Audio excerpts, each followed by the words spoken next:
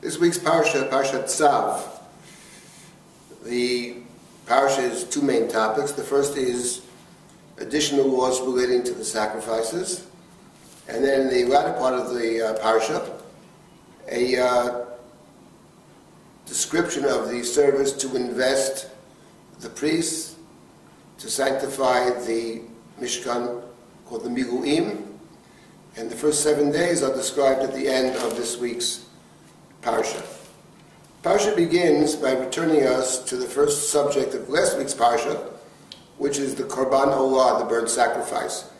Parashat Tzav gives additional rules concerning the sacrifices. When it comes to the burnt sacrifice, the Olah, the Torah says that the Olah is to burn on the altar all night, and that in the third pasuk, V'lavash HaKohen mito bad, U'michnas evad yubash al b'saro, ve'erim et hadeshen, asher tochal ha'esh et Torah ha'mizbeach, v'samo etzel ha'mizbeach. So the Torah says that the Kohen, the priest, should take of the ashes on the altar, take them and place them next to the altar.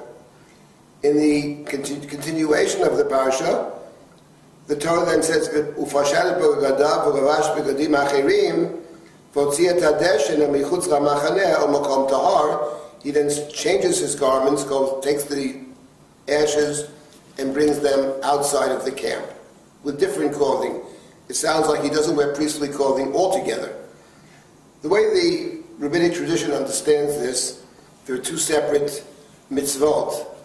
The first is what is known as Trumat Hadeshen. That is to say that some of the ashes are placed next to the Mizbeach in a specific place. That's one mitzvah. The remainder of the ashes, because the altar has to be cleared, they're taken and placed outside the camp. The Trumat Hadeshen, the placing of the ashes alongside the Mizbeach, is done when the priest is wearing priestly garments, but not the garments we are accustomed to from the description of the priestly garments back in the book of Exodus, but rather the Torah calls them mito bad, u'michnas bad, yubash al b'saro. The priest is wearing linen garments. So what's interesting is it would appear that the linen garments are worn because the service of effectively cleaning off the altar, you don't want to use your regular garments, which the Torah describes as kavod v'tiferet, garments of majesty and dignity, but rather to clean the altar, use the garments, it would appear of lesser significance, michnasei bad. However, what is very striking is that the appearance of priestly garments of linen appears in one other place in the Torah, also in the book of Vayikra, and that is a description of the service of the high priest on Yom Kippur.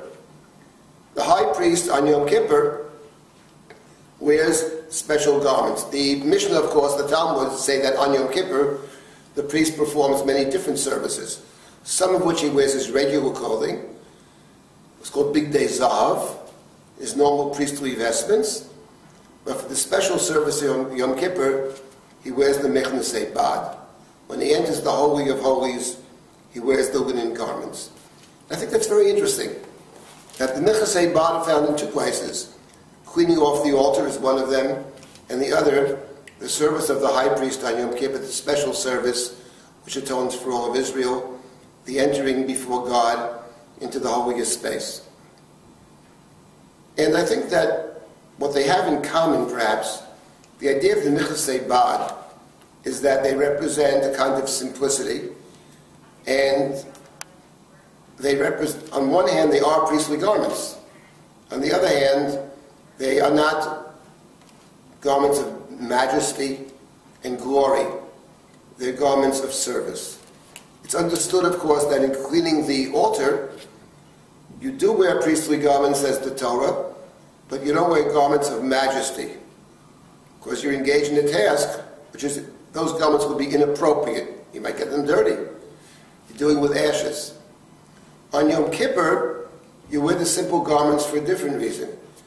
Because when one enters into the Holy of Holies and stands before God, it's very important to remember who exactly we are. In standing before God, we come to terms with our own humanity our own simplicity. And from the other side, I would say that the connection between the garments of Yom Kippur and the garments, the Michlasei Vada, this week's portion, is to remind us that there are many ways to serve. The priest who cleans the altar in the temple is engaged in the service of God, and in fact, does wear the priestly vestments. There are many different ways to serve. There's the service of the high priest on Yom Kippur once a year when the high priest is singled out. Then there's a daily routine of cleaning off the Mizbeach, of cleaning the altar. What the Torah is reminding us is that cleaning the altar is also a service, an important task. It may not be the most revered task in the world, but it's a task of great significance. In the very same garments you wear on Yom Kippur, you wear when you are engaged in the mitzvah of Trumat HaDeshen. Shabbat Shalom.